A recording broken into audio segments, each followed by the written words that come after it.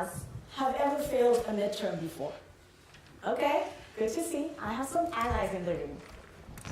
Ladies and gentlemen, this is the first midterm I ever failed. 19 out of 44, 43% to be exact. It was my first year of math. Yes, I kept it.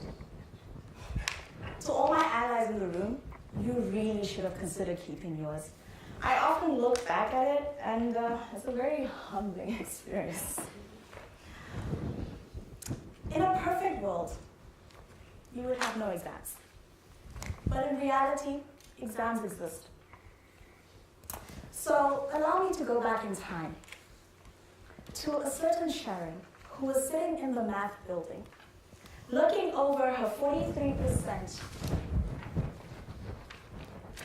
tears in her eyes because she didn't know whether she would make it in this course. So I would read her the following letter.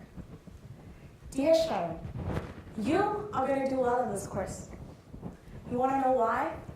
See, Sharon, you have a choice.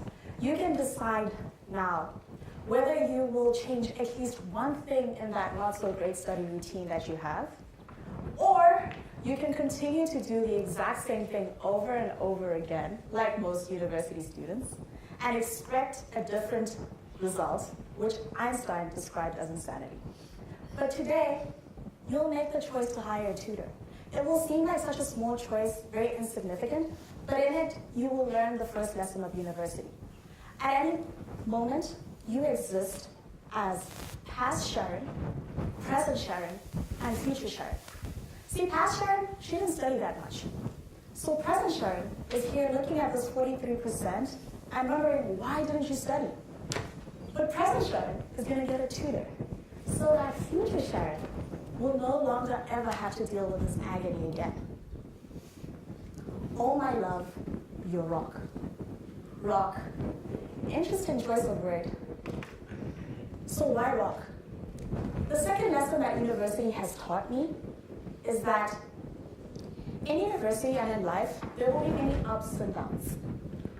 But the constant thing you have is yourself. So it's important that you are a rock. It's important that you realize and are aware of the things that are your weaknesses, like math. But you must also celebrate your strengths and allow them to shine through. The thing about the strengths, though, is they won't just come out. You will have to go and search for them.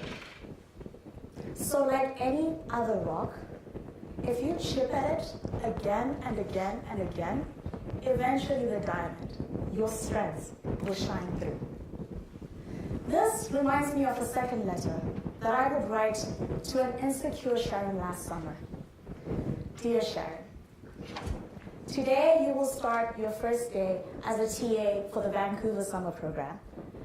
You, Sharon, will be responsible for 100 students, and you will have the duty to make sure that they learn how to navigate the business analytics course. Yet you are scared. You want to know why you're scared?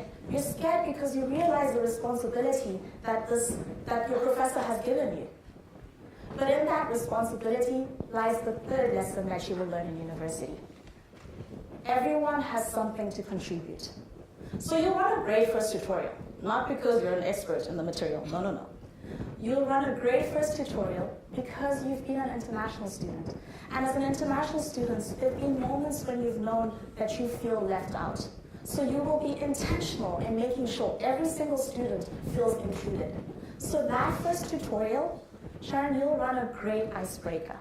And students will say their first name, they'll say where they're from, but also they'll bring one item from their country of origin and they'll tell a story about it. It's through that experience that students will be able to establish trust and contribute in the classroom. So, we've spoken about the 3 lessons I've learned in university. The last part is what's missing.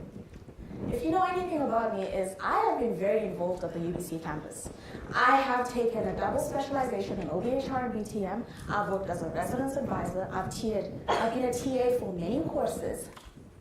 I have stormed the wall twice. I've done case competitions and conferences. Yet still, something doesn't feel right. Something is missing. So let's write one more letter from future Sharon.